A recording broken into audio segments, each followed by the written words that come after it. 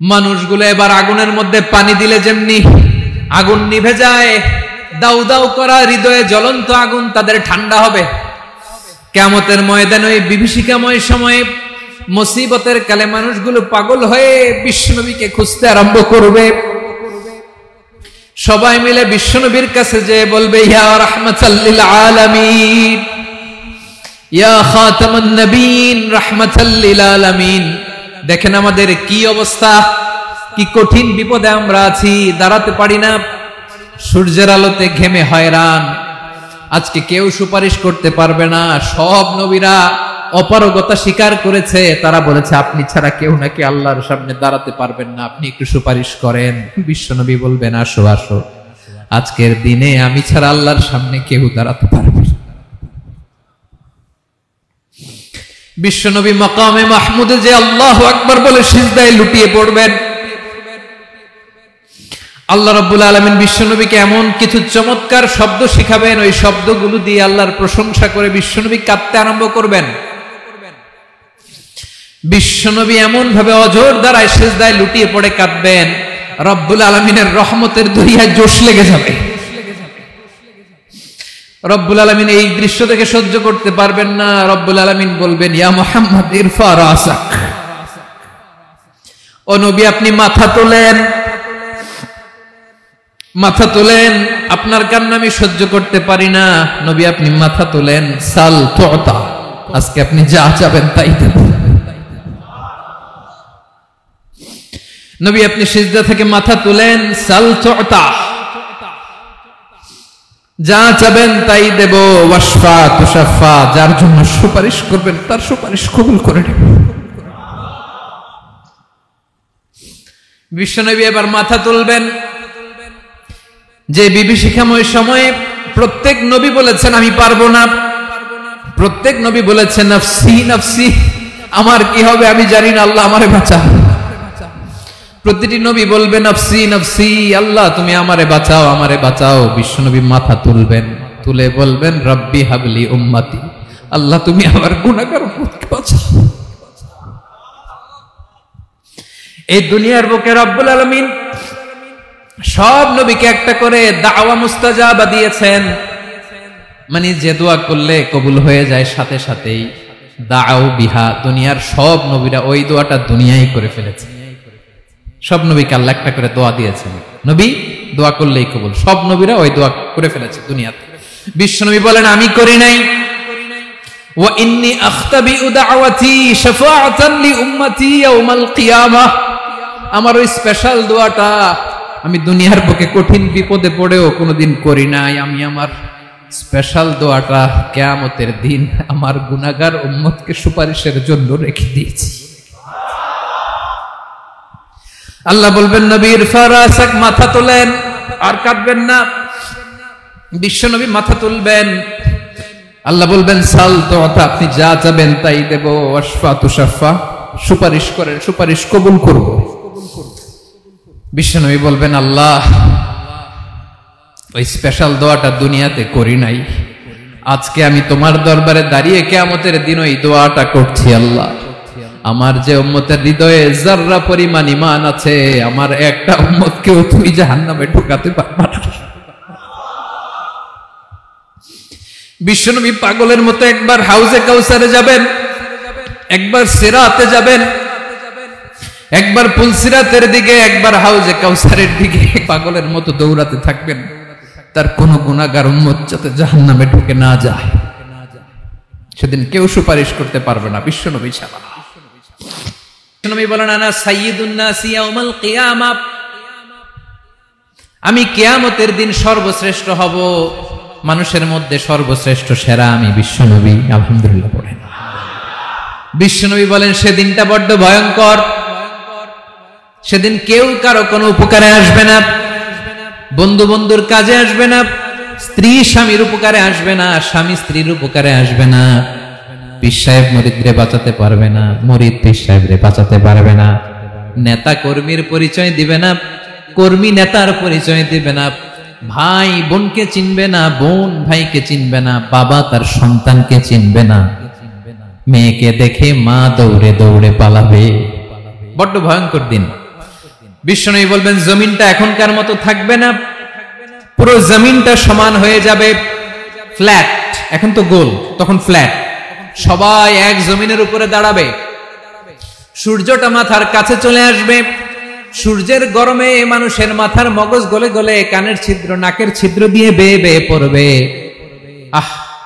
সবাই হয়রান, পেরেশান, ক্লান্ত শ্রান্ত। মানুষগুলো বলবে বাঁচার কোনো উপায় নাই। 50,000 বছর মানুষ এরকম দৌড়াবে, চিৎকার করবে, কাঁদবে, বাঁচার কোনো উপায় নাই। সবাই বলবে আল্লাহ যদি বিচারটা শুরু করতো, যা হবার হবে, আগে বিচার শুরু করুন। বিচারই শুরু হয় না, বিচার শুরু হইতেই 50,000 বছর। আল্লাহ, 50,000 বছর, 5,000, 15,000 না, 50,000 বছর এরকম যাবে। মানুষগুলো কাঁদতে কাঁদতে বলবে চলো আমরা আদম আলাইহিস সালামের কাছে যাই, যেন আল্লাহর যে সুপারিশ করে, আল্লাহ আপনি বিচার শুরু করেন। কিয়ামতের ময়দানে সবাই মিলে সাইয়েদনা আদম আলাইহিস সালামের কাছে যেয়ে বলবে ইয়া আবাল বাশার ইয়া আউয়ালাল আম্বিয়া, ও আদম নবী, আপনি দুনিয়ার বুকে প্রথম নবী। আল্লাহ নিজ হাতে আপনারে 60 হাত লম্বা করে বানিয়েছেন, আপনার সম্মানে ফেরেশতাদেরকে সেজদা দিতে বলেছেন। দুনিয়ার প্রথম নবী, প্রথম মানুষ আপনি। আপনি আল্লাহর যে সুপারিশ করেন যেন আল্লাহ বিচার শুরু করে। আদম আলাইহিস সালাম বলবেন আমি পারবো না, কারণ আল্লাহ আমাকে একটা নিষিদ্ধ গাছের কাছে যেতে নিষেধ করেছিল, আমি ভুল করে এই গাছের ফল খেয়েছি।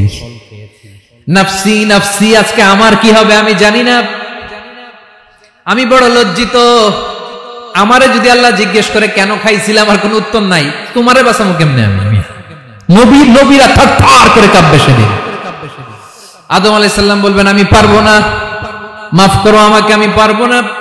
ওই যে ভুল করে গন্ধম খেয়ে ফেলেছি, নিষিদ্ধ গাছের ফল খেয়ে ফেলেছে, আমি বড় লজ্জিত, অনুতপ্ত, আমি পারবো না। আজকে আল্লাহ এত রাগান্বিত হয়েছে, আগে কখনো আল্লাহ এত রাগান্বিত হয় নাই, ভবিষ্যতেও আল্লাহ কখনো এত রাগান্বিত হবে না। আমি পারবো না। এক কাজ করো, তোমরা নূহ আলাইহিস সালামের কাছে যাও। কোন নবী?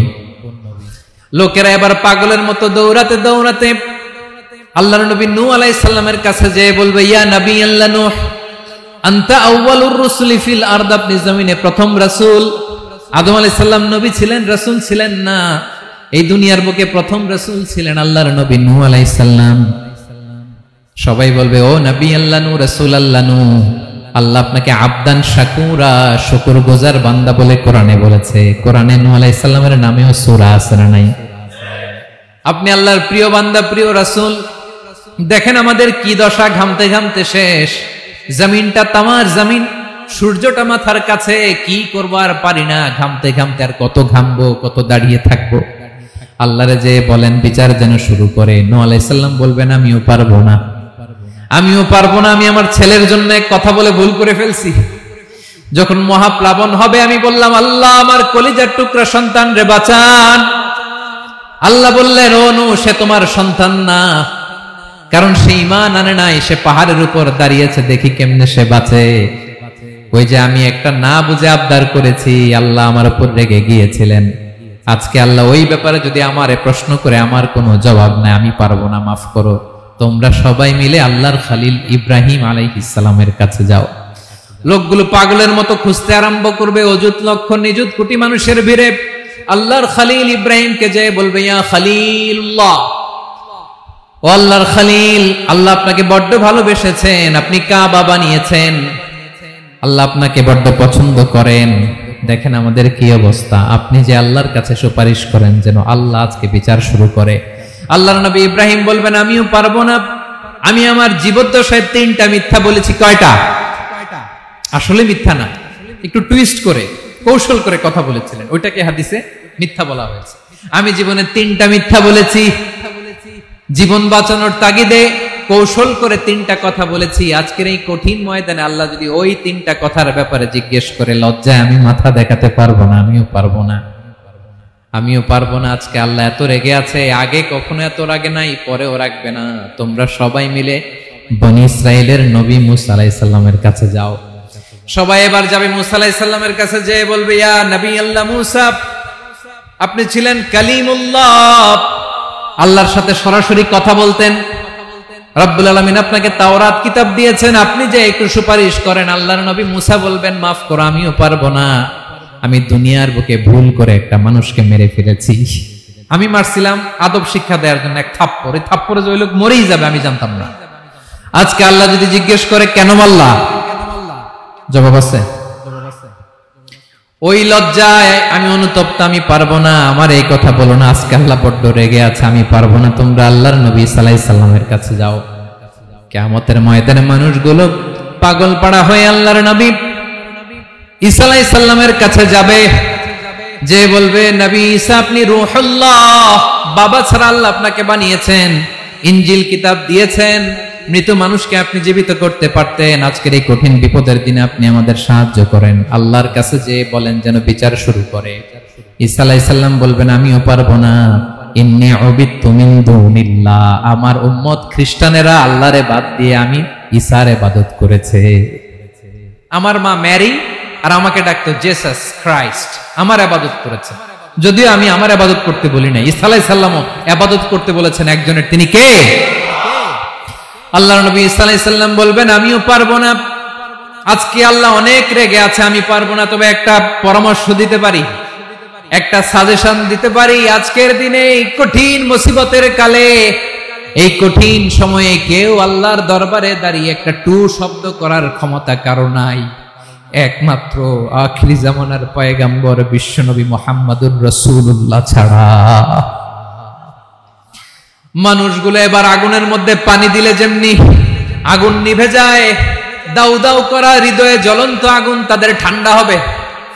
কিয়ামতের ময়দানে ওই বিভীষিকাময় সময়ে মুসিবতের কালে মানুষগুলো পাগল হয়ে বিশ্বনবীকে খুঁজতে আরম্ভ করবে।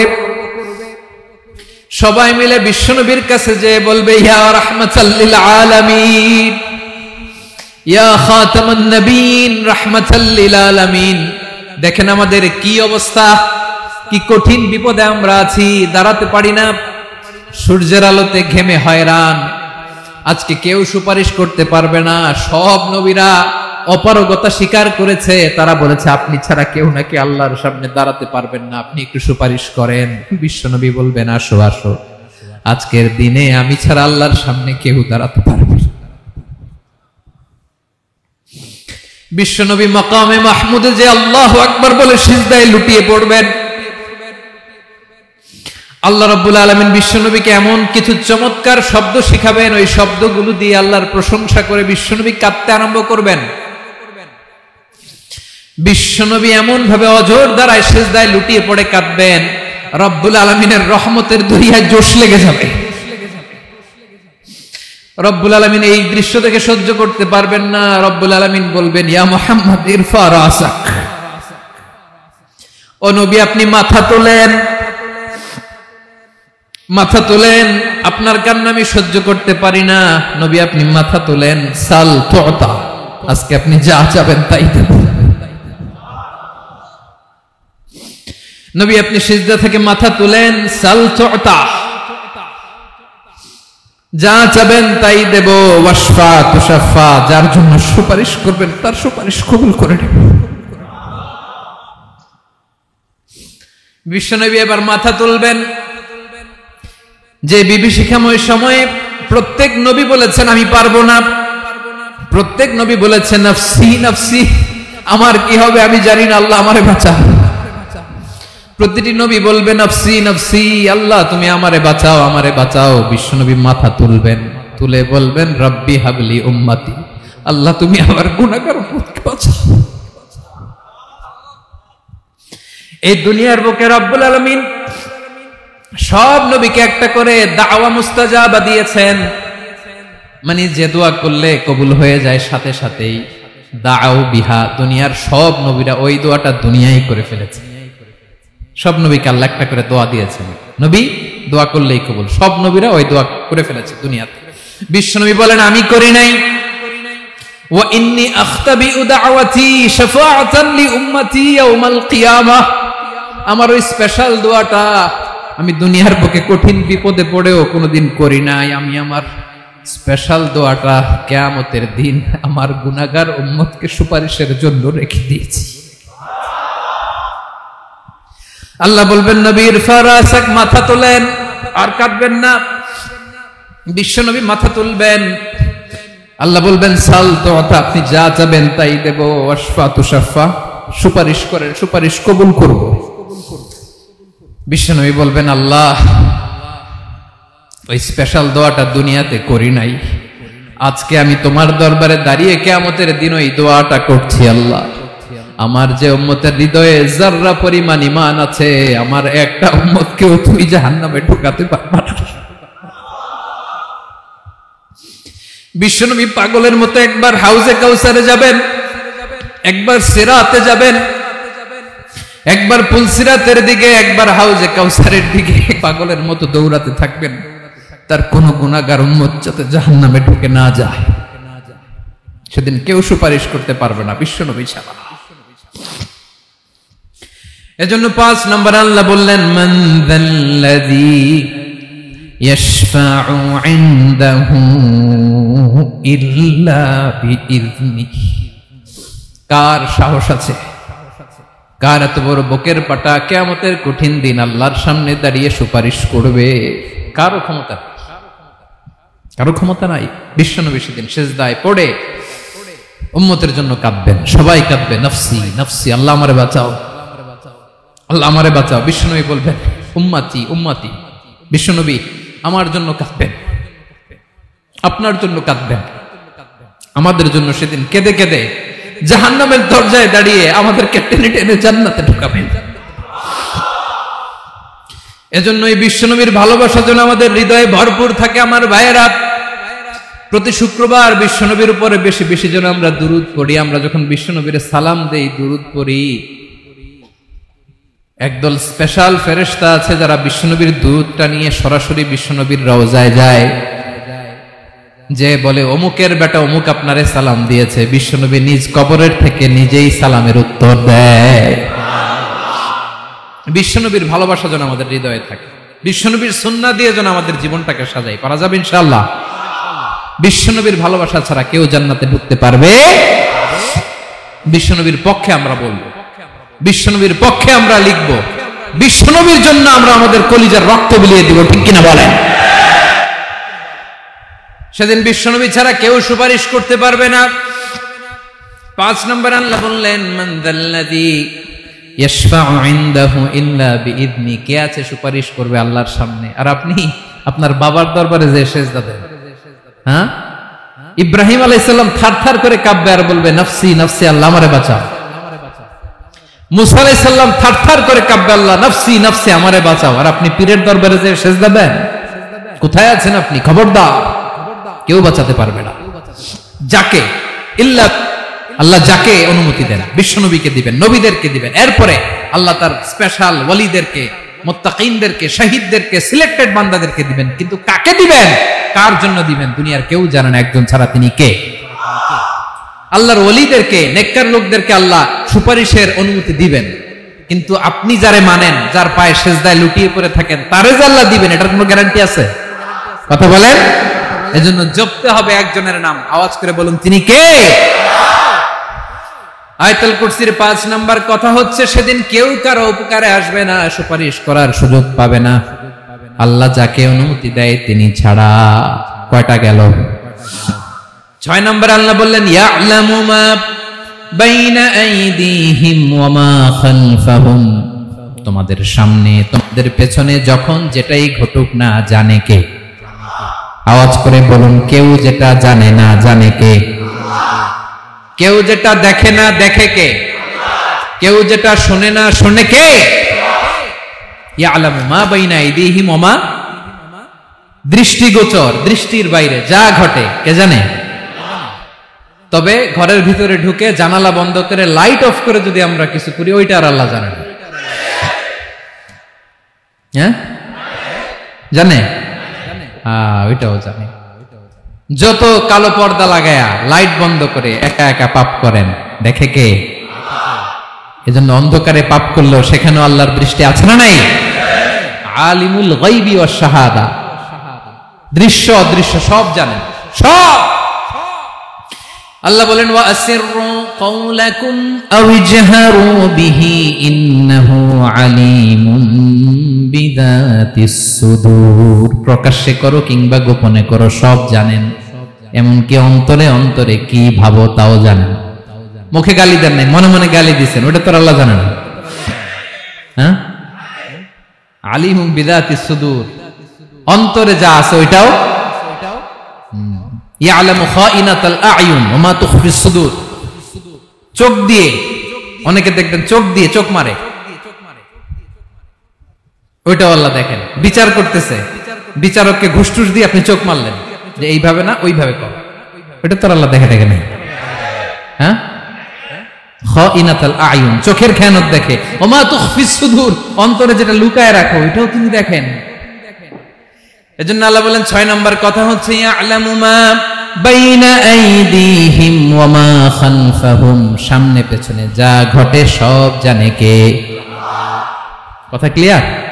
7 নম্বরে আল্লাহ বললেন ওয়ালা ইউহিতুনা বিশাইইন মিন ইলমিহি ইল্লা বিমা শা, কেউ তার জ্ঞানকে পরিব্যাপ্ত করতে পারে না, পরিবেষ্টন করতে পারে না। তার জ্ঞানে কি আছে কেউ জানতে পারে না, ততটুকু ছাড়া যতটুকু তিনি জানেন। সুবহানাল্লাহ। নবীরা কি সব জানেন? বিষ্ণু ঈসা ইসলাম সব জানতেন না। আল্লাহ তাআলা নবীদেরকে যতটুকু জানান ততটুকুই নবীরা বলে, ঠিক কি না? ওয়া মা ইয়ানতিকু আনিল হাওয়া ইন হুয়া ইল্লা ওয়াহয়ুন ইউহা। আল্লাহ যতটুকু জানায় নবীরা ততটুকু বলতে পারে, এর বাইরে বলতে পারে না। আল্লাহ যতটুকু জানায় ততটুকু। আমাদের জ্ঞান যা আছে দিছে কে? সবাই বলুন, কে দিছে? এজন্য আল্লাহ বলে আমি যদি জ্ঞান দেই তাইলে তোমরা জ্ঞান পাও, এছাড়া জ্ঞানের কোনো মাধ্যম দুনিয়াতে। আর আমাদের জ্ঞান একেবারে কম, এই জ্ঞান নিয়ে আমরা বড়াই, কত বড়াই করি, জ্ঞানের কত বড়াই, গর্ব অহংকার, কত গরম আছে না নাই? কি জ্ঞান আছে আপনার? কি জানেন বলেন? ভবিষ্যৎ জানেন? কালকে কি হবে জানেন?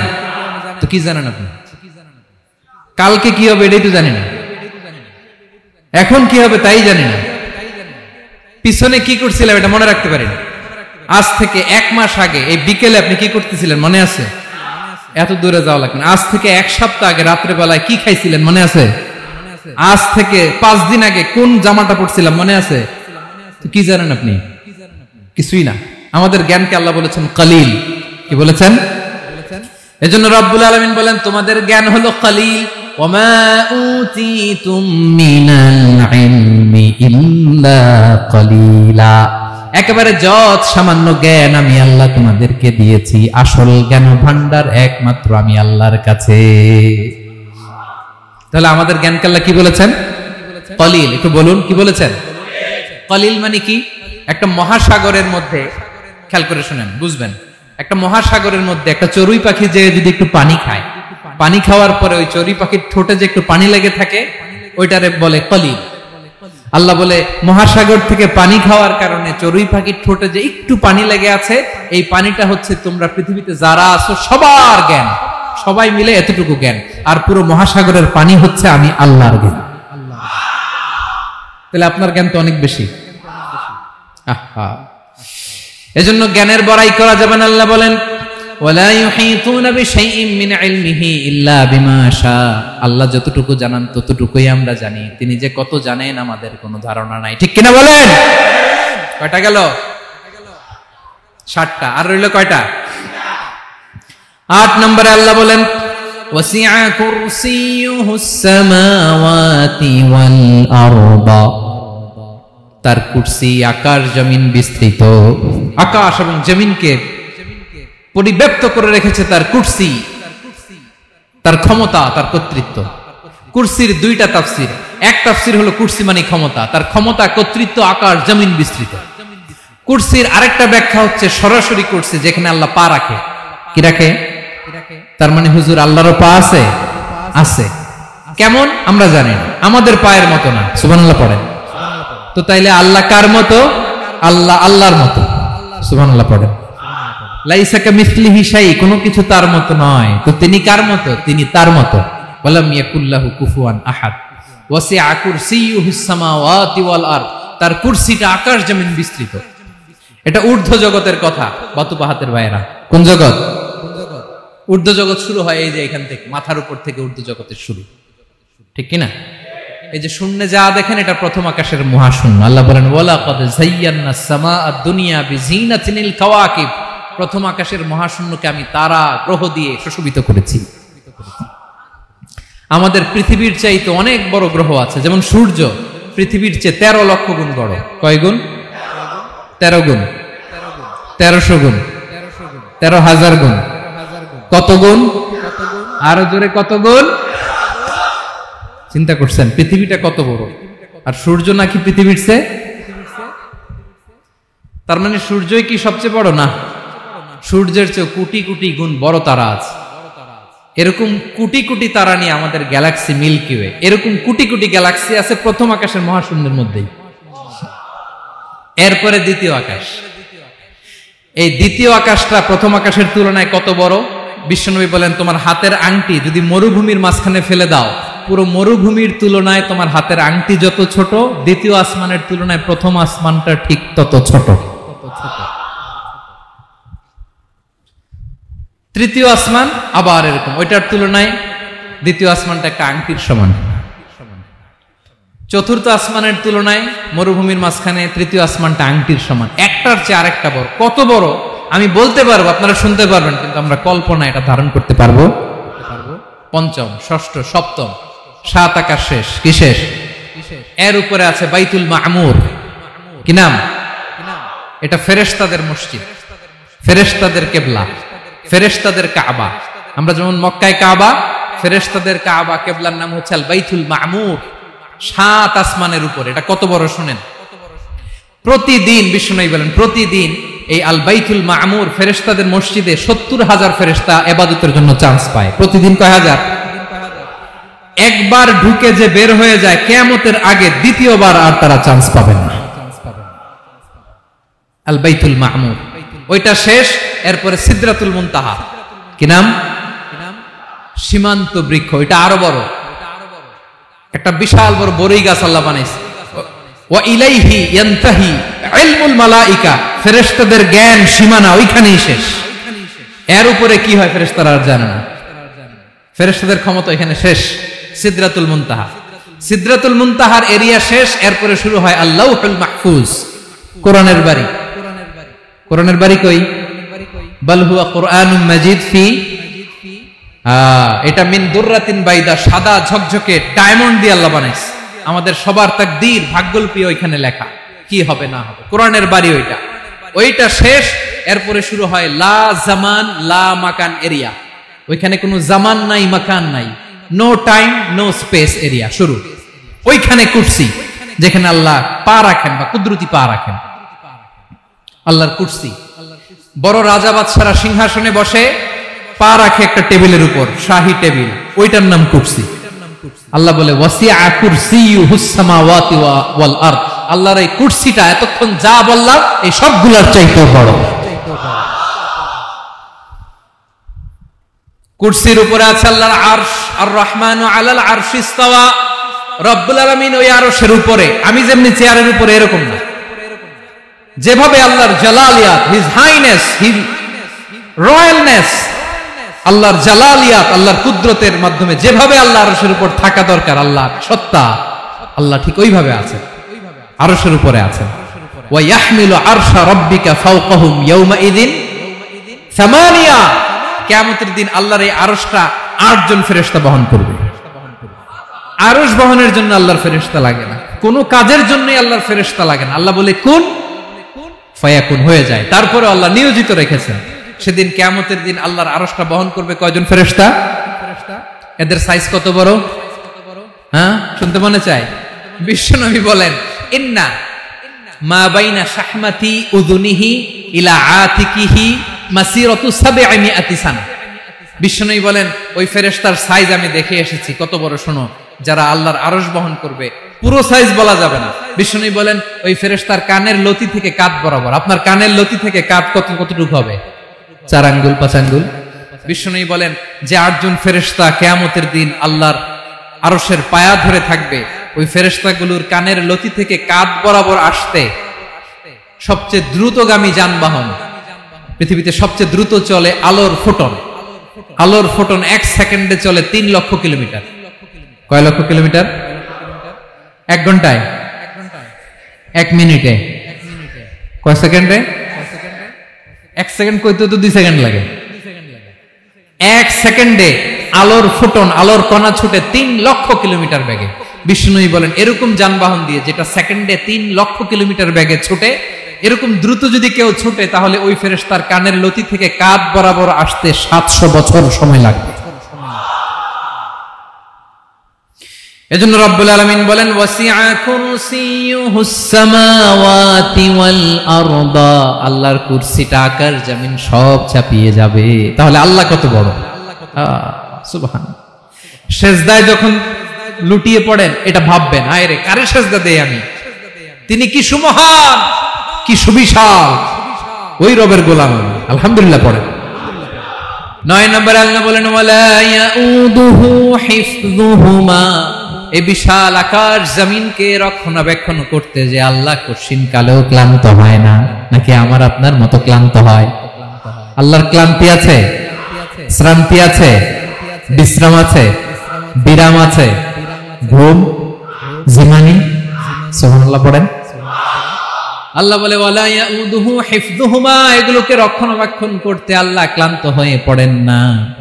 9 নম্বরে বললেন আল্লাহর কোনো ক্লান্তি নাই, সব কিন্তু দেখভাল করেন, প্রতি মুহূর্তে প্রতি সেকেন্ডে যার যেটা লাগে করেন। এই পুরো বসুন্ধরা, পৃথিবী, মহাবিশ্ব যেভাবে চলা দরকার সৃষ্টির পর থেকে আজও চলছে। চালায় কে? ইঞ্জিনিয়ারটা কে? আসল কারিগরটা কে? 9 নম্বর চলে গেল, আল্লাহ ক্লান্ত হন না। আর বাকি রইল কয়টা? সব শেষে আল্লাহ তাআলা বললেন ওয়া হুয়াল আলিয়ুল আযীম, ওয়া হুয়াল আলিয়ুল আযীম, তিনি হচ্ছেন আল আলিয়ুল আযীম। সব শেষ কথা। প্রিয় ভাইয়ের, আমি বলেছিলাম আয়াতুল কুরসিতে আল্লাহর মোট কয়টা সুন্দর সুন্দর নাম আছে? 2টা তো বলে ফেলছে। এগুলো কি ছিল? আল হাইয়ু, আল কাইয়ুম।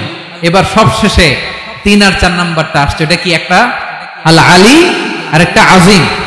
3 নাম্বারটা হচ্ছে আল আলী, 4 নাম্বারটা আযীম। আল আলী মানে হচ্ছে সর্বোচ্চ, দ্য গ্রেটেস্ট, দ্য হাইয়েস্ট। তার উপরে কেউ আছে? ঊর্ধ্ব জগতের যে বর্ণনা দিছি, কি বুঝলেন? আল্লাহর উপরে কেউ আছে? এজন্য তিনি হচ্ছেন আল আলী, সবচেয়ে উপরে, সর্বোচ্চ, দ্য হাইয়েস্ট। তার উপরে কেউ? এজন্য আল্লাহ বলেন সাব্বিহ ইসমা রাব্বিকাল আ'লা। আল আলী আর আল আ'লা কাছাকাছি অর্থ। প্রশংসা করো ওই আল্লাহর যিনি হলেন আ'লা, সবচেয়ে বড়। তার চেয়ে বড় কেউ আছে নাকি? তার উপরে কেউ আছে নাকি? আল আ'লা। এজন্য আমরা যখন সিজদায় লুটিয়ে পড়ি, আমরা যখন সবচেয়ে নিচে যাই, আমরা বলি আল্লাহ তুমি সবচেয়ে উপরে। আমরা যখন সিজদায় যাই, আমরা তখন সবচেয়ে কি? নিচে, তাই না? এর চেয়ে নিচে আর মানুষের সবচাইতে দামি অঙ্গ কপালটারে মাটিতে ঘষি, আমি সবচেয়ে নিচে, আর আমি বলি সুবহান রাব্বিয়াল, আহা সুবহান রাব্বিয়াল আ'লা। আল্লাহ তুমি সবচেয়ে উপরে, আমি সবচেয়ে নিচে, কিন্তু তুমি সবচেয়ে উপরে। সুবহানাল্লাহ পড়ে। আল্লাহ বলে আমি হলাম আল আলী। 4 নম্বরে আমি হলাম আল আযীম, হাইয়ু কাইয়ুম। শেষে বললেন আমি হলাম আল আলী, আমি হলাম আল আযীম। আযীম মানে সুমহান, দ্য সুপ্রিম। সুপ্রিম আল্লাহর সবকিছু চরম পর্যায়ে। তার সবকিছু কি? আল্লাহর শাস্তি চরম পর্যায়ে, আল্লাহর দয়া পরম পর্যায়ে, তার সৃষ্টি প্রকাণ্ড, তার ক্ষমতা প্রচন্ড। তিনি আল আলী, আল আযীম। আওয়াজ করে পড়ুন আল্লাহু আকবার। আল্লাহ বলে আমি হলাম আল আলী, আমি হলাম আল আযীম, আমি হলাম সুমহান। আমার সবকিছু বড়, আমার শাস্তি বড়, আমার দয়াও বড়, মায়াও বড়। আমি যখন শাস্তি দেই, আমার শাস্তির মতো কেউ শাস্তি দিতে পারে না। আমি আল্লাহ সব সময় ধরি না, ধরলে ছাড়ি না। ঠিক কি না? ধরে ধরে ধরে না, ধরলে আল্লাহ সাবধান। যখন আযাব আসবে, গজব আসবে, পালাবার জায়গা খুঁজে পাওয়া যাবে। সামান্য ভূমিকম্প দিলে আমাদের অবস্থা কি হয় দেখেন তো? হ্যাঁ, সামান্য একটু ভূমিকম্প দিলে বাঁচার উপায় আছে? আল আযীম, ইন্না যালজালাতাস সাআতি শাইউন আযীম। কিয়ামতের সেই প্রকম্পনটা বড্ড ভয়ঙ্কর, বড্ড ভয়ঙ্কর। এজন্য আমরা সে আল্লাহর ইবাদত করি যিনি কখনো ঘুমান না, যিনি ক্লান্ত হন না, যার লয় নাই, যার কোনো ক্ষয় নাই, যিনি ছাড়া আমাদের বাঁচার কোনো উপায় নাই। ঠিক কিনা বলেন? 10 নম্বর ক্লিয়ার? আলহামদুলিল্লাহ পড়েন। যা বললাম আমরা যেন আমল করতে পারি। তাহলে একটি আয়াতের তাফসীর শুনলাম, আয়াতটার নাম প্রত্যেক ফরজ নামাজের পরে পড়বেন, সকাল সন্ধ্যা পড়বেন, ওয়াজিফা হিসেবে মানবেন তো? কোন সূরায়? আয়াত নাম্বার? মোট কয়টা কথা? 1 নাম্বার, আল্লাহ ছাড়া কোনো ইলাহ নাই, তাকে ছাড়া কাউকে সেজদা দেব। 2 নাম্বার, তিনি আল হাইয়ুল কাইয়ুম, সব মরবে, তিনি মরবে। গোটা বিশ্ব তার কাছে ঠেকা, তিনি কারো কাছে ঠেকা। 3 নাম্বার, তার ঘুমও নাই, ঘুমের আগে যে ঝিমুনি আছে সেটাও। 4 নাম্বার, আকাশ জমিন এর মাঝে যা আছে সবকিছুর আসল মালিকানা কার? 5 নাম্বার, কিয়ামতের দিন যখন থারথার করে নবীরা কাঁপবে, তার অনুমতি ছাড়া কেউ আল্লাহর দরবারে দাঁড়িয়ে সুপারিশ করতে পারবে। 5 নাম্বার, আমাদের সামনে পেছনে উপরে নিচে প্রকাশ্যে গোপনে যা ঘটে কেউ দেখে না, দেখে কে? কেউ জানে না, জানে কে? আল্লাহর জ্ঞানের বাইরে নতুন করে কেউ জ্ঞান প্রডিউস করতে পারে না। তিনি যতটুকু জানায় ততটুকুই জানি, তিনি না জানালে জানানোর সাধ্য কারো। তার কুরসি, তার কর্তৃত্ব ক্ষমতা আকাশ জমিনকে বিস্তৃত করে আছে, ঠিক কিনা বলেন? কিন্তু মহাবিশ্বকে পরিচালনা করতে, রক্ষণাবেক্ষণ করতে তিনি খুব ক্লান্ত হয়ে যায় না? ক্লান্ত হয়? তিনি আল আলী, দ্য হাইয়েস্ট, সর্বোচ্চ, আল আযীম, দ্য সুপ্রিম, তার ক্ষমতার সামনে দাঁড়াবার ক্ষমতা কারো নাই, ঠিক কিনা বলেন? সে আল্লাহর গোলাম হতে পারে, আমরা খুশি না বেজার? আমরা যা করব ওই আল্লাহর খুশি করার জন্য করব, যা করব আল্লাহর রাজি খুশির জন্য করব। মনের দুঃখ জ্বালা ফেসবুকে শেয়ার দেওয়ার আগে আমি শেয়ার দেব কার সাথে? পারবেন? পারবেন? আল্লাহরে ভালো লাগে, আল্লাহরে মায়া লাগে, আল্লাহর কাছে চোখের পানি ছেড়ে কাঁদতে ভালো লাগে? আল্লাহর কাছে বলেন, ইদা সাআলতা ফাসআলিল্লাহ, বিষ্ণু বললেন যখন চাইবে আল্লাহর কাছে চাইবে। ওয়া ইদা ইসতাআনতা ফাসতাইন বিল্লাহ, সাহায্য করার মালিক একজন, তিনি কে? আল্লাহ তাআলা আমাদের সবাইকে কথাগুলো বোঝার আমল করার তৌফিক দান করুন।